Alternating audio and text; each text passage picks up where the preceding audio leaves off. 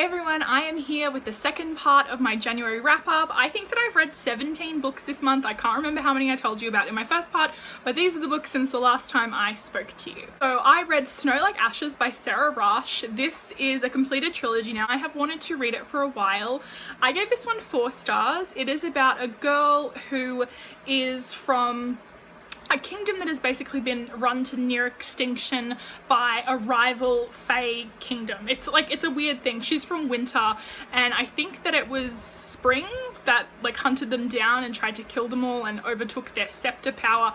I don't know. There was a really big love triangle in it, and I kind of might have peaked at the end of the 3rd book at the library because I was like, yeah, I want to see who she ends up with, and she didn't end up with a person that I like, so I won't be reading the other 2 in a hurry. After that, I read The Crowns Dalek by Elise Kova. This is the prequel trilogy to the Air Awakens series, and there's a whole host of characters from Air Awakens. It was absolutely amazing. It's basically kind of like a boys' weekend gone wrong meets murder mystery. So it's 3 characters from Air Awakens, and they're all hanging out, and it's the origins of the Golden Guard who we see in Air Awakens, and it was just so awesome, so good. I gave that one 5 stars. After that, I had a little bit too much fantasy overload. It takes me a while to get into fantasy, so I decided to pick up a new adult contemporary, and I went with Best Kind of Broken by Chelsea Fine. I'm pretty sure that's who it's by. This is about a girl named Pixie and her friend Levi. They sort of have a little bit of history. We don't know what happened at the beginning of the story, but they are forced to live in the same part of a hotel together because she is working in the kitchen and he is a groundskeeper of sorts. Her aunt owns the hotel, and they're sort of forced together. They're constantly torturing one another. Levi takes 45-minute showers in the morning so that Pixie has no hot water, and then when Levi's trying to shave his face, Pixie will put on all of her appliances and then just like trip the power so he has like a half-shaved face for the day. It's just, you know, new adult contemporary. It was cute. I gave this one 3 stars. I think there are 2 other novels that follow it with other characters from the story, so I'll probably read them in the future. Next, I picked up a book from my Borrow Box app, which is like a overdrive sort of app that we use in Australia, and it is called Darcy Swipes Left. Is that how you do it on Tinder? I don't know. I don't have Tinder, obviously, because I'm married. But it was basically like that the Jane Austen adaptation of, like, they use a lot of emojis, and I just gave it like, I gave it 2 stars because, I mean, I love anything Pride and Prejudice, but it was also absolutely terrible, and I think that it took me like 20 minutes to read, so go that, that's awesome. I fell into a sort of hole reading these books. This is a book that I had read before, so this is my first reread of the year, and that is Dorothy Must Die by Danielle Page. I gave this one 3.5, I'm pretty sure. It is this girl, Amy. She lives in Kansas in a trailer park, and she's got a bit of a crap life. She's just been suspended from school for getting into a fight with a pregnant chick, and the pregnant chick beat her, so there's that. When she's suspended, her mum, who is, you know, of course, a really shit mum, she's addicted to painkillers and is like an alcoholic and just spends all of her time watching bad television on the couch. There's a tornado, and her mum goes to the bar and leaves Amy there with her pet rat, Star, instead of getting her daughter to safety.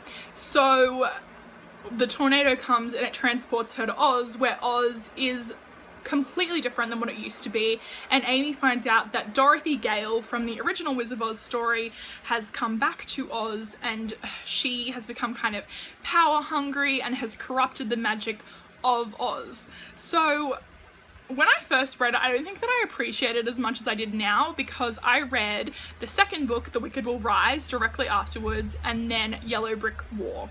The 4th book and the conclusion is coming out, I'm pretty sure, in March, so that will be coming up in a March releases, and I'll definitely be reading that when it comes out. The books are just a lot of fun. I mean, I find that with these, it's not hard to build the world in your head. You know, with some books where you read and you're like, my god, where is she? What's going on? But if you get a vague reference to something, if you've seen the Wizard of Oz movie, and I watched it a million times growing up, it's really easy to kind of visualize that and to think, yeah, I can see a twisted sort of version of that. Next book that I read was actually inspired by a podcast that I listened to, and it is called Who Weekly. It is an amazing podcast, and my friend, who is laying on my bed right now looking at me like a creepo, is the one who inspired me to listen to it, and I listened to every single episode that there was, maybe about a year's worth in the space of a month, and they do 2 episodes per week. And Who Weekly is basically about Wholebrity. So it's like a celebrity that you have to kind of explain who they are before people will be like, what is that from? So like if you say something like, who's a wholebrity that we can do? No.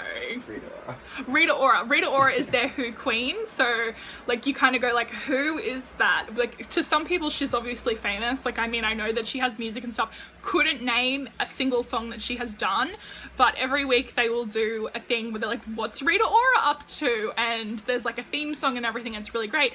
But one of the Wholebrities that they talk about a lot is Bella Thorne. And this started off maybe like, I'm gonna say April last year. Lindsay, one of the co-hosts, was saying that she would go on to Bella Thorne's Instagram and there would be a lot of workout videos because that was what Bella Thorne was into back then, and she'd be like, good form, Bella Thorne. So that's kind of become the motto of the group. Bella Thorne wrote this series of books, or trilogy, and it's called Autumn Falls, and girl, like I gave this 3 stars. I mean, it was fun, but it's also one of those celebrity written books that it is so thinly veiled that you can just tell that that's what they wish their lives were. This book, Autumn Falls, has a diary that grants wishes, and like she doesn't have 1 or 2, she has 3 potential love interests, and 1 is a really famous rock star that's sort of alluded to happening in the second book. So I'm pretty excited to see how that one pans out. The last book that I read this month was Shadows by Paula Weston. This is an Australian author, and it is about a girl named Gabby, and she has been in a terrible accident where her twin brother Jude was killed a year previous. You can't really remember a lot. She just remembers seeing her brother without a head in the car accident and being told that they were gonna take his body and bury him while she was recovering in hospital. She had a lot of injuries and it's a miracle that she survived. At the bar one night and this guy shows up and he's just like, you don't remember me, do you? And she's like, what are you talking about? And he's kind of tied to Jude, and it's an Angel series, so I'm not going to say anything else about that, but it's pretty interesting. It's very, very Australian in the way that it's written and in the vocabulary. So that's everything that I read in the month of January, and you'll probably be able to have seen up there the other video that I did. So let me know in the comments down below if you've read any of these books, if you want to read any of these books now because I've talked about them, and what your favorite read of January was. I will see you in my next video. Lots of love, hugs, and kisses. Bye.